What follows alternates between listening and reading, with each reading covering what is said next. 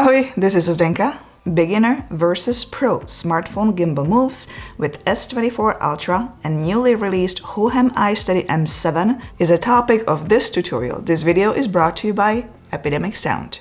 Let's not waste any time and jump straight into filming. Let's just film a native camera app, 4K resolution, 60 frames per second. Many beginners repeat the same basic move over and over again.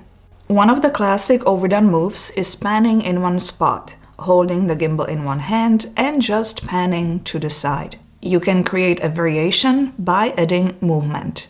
Let's go to the gimbal settings and change the photo speed to slow for achieving a really nice slow steady gimbal movement. Let's repeat the same pan movement, but this time let's add a couple of steps as well, and let's add some foreground such as these tables covered with snow.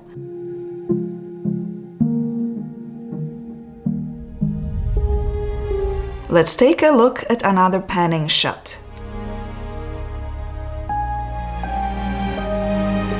Let's change it with a few steps to introduce some movement.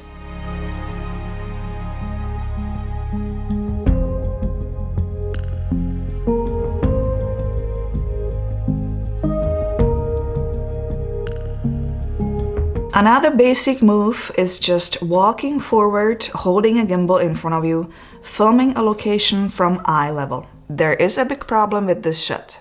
It is overexposed. The white is too bright. Many beginners forget to lock exposure on the screen. When it comes to filming snow, as it is so bright, you always have to bring the exposure down and then lock it so the white is not too bright. Let's try a low angle shot. Let's extend the gimbal all the way so you don't have to bend over and turn the gimbal upside down to get much closer to the ground. The gimbal's mode is set to pan follow. The best is to find some foreground to go through. The shot will be more interesting as we don't normally see this view from eye level.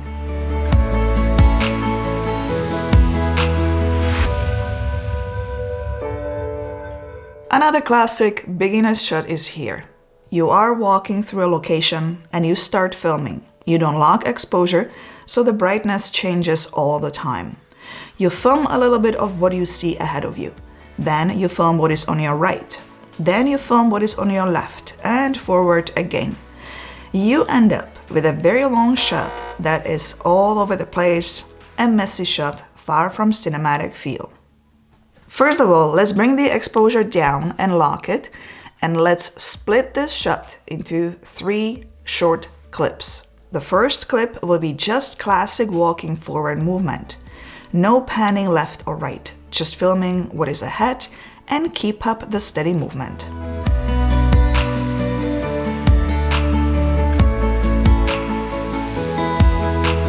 The second clip will be more creative with adding an object to a foreground. This bench has very nice shape. You can do many variations here. Pushing in while lifting the gimbal up and revealing location. Moving diagonally from top left to the right bottom, following bench shape.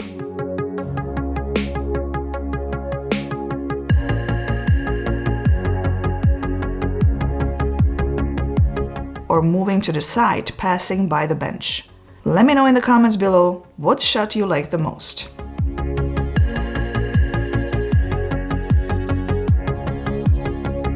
The third clip at this location is a lake reveal. Here it is really important to bring the brightness as low as possible as the lake is extremely bright. The dark trees will give really nice framing to the shot. Let's just add those 3 clips together in the post and see what we've got.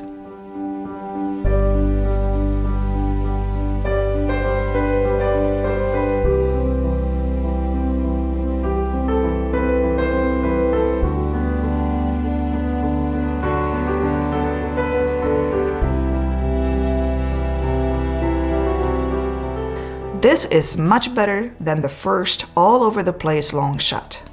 What will help tie those clips together is good color grading and also the right selection of music.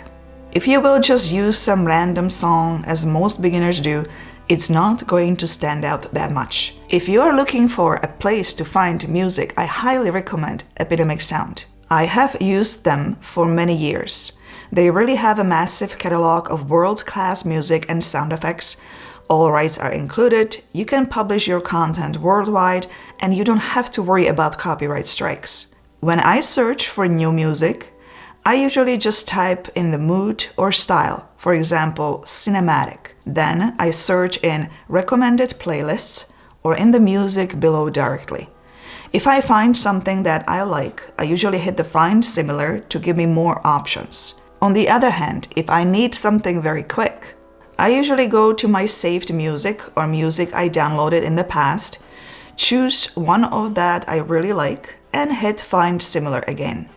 I use music in all my videos, even when I talk, just very quietly though, so it's not distracting. You can find the link to Epidemic Sound below. You can start your free trial to soundtrack your videos. Thank you very much, Epidemic Sound, for making this video possible.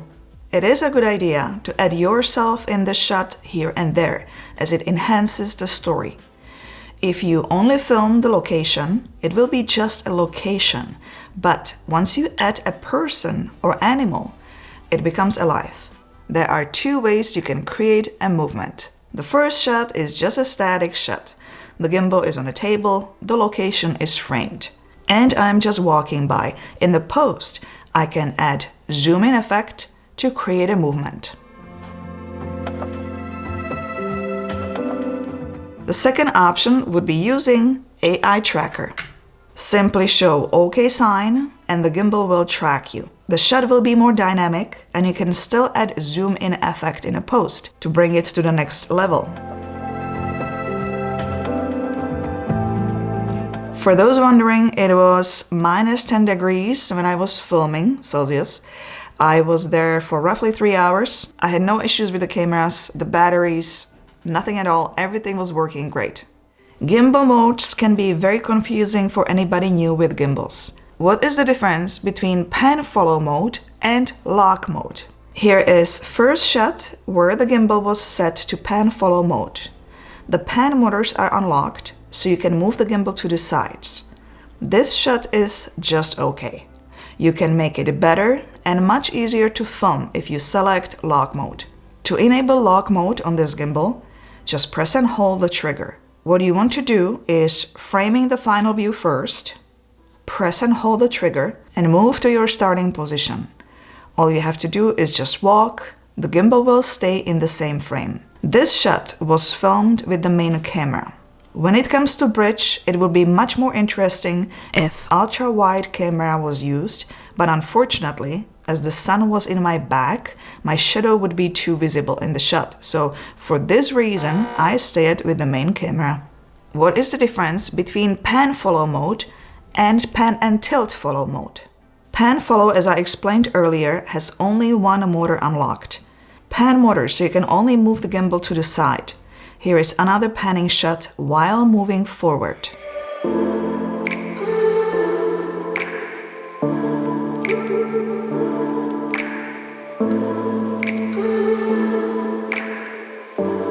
Pan and tilt follow mode has two motors unlocked. Pan motor, so you can move the gimbal to the sides, and the tilt motor controlling up and down movement. You can use this mode to reveal the location, starting from the ground,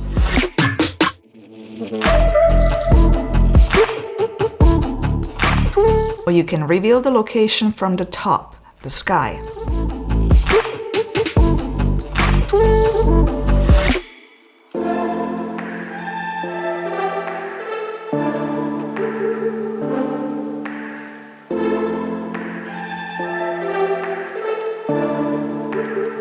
It's time to summarize all the shots we did today. Let's add some music and color grading.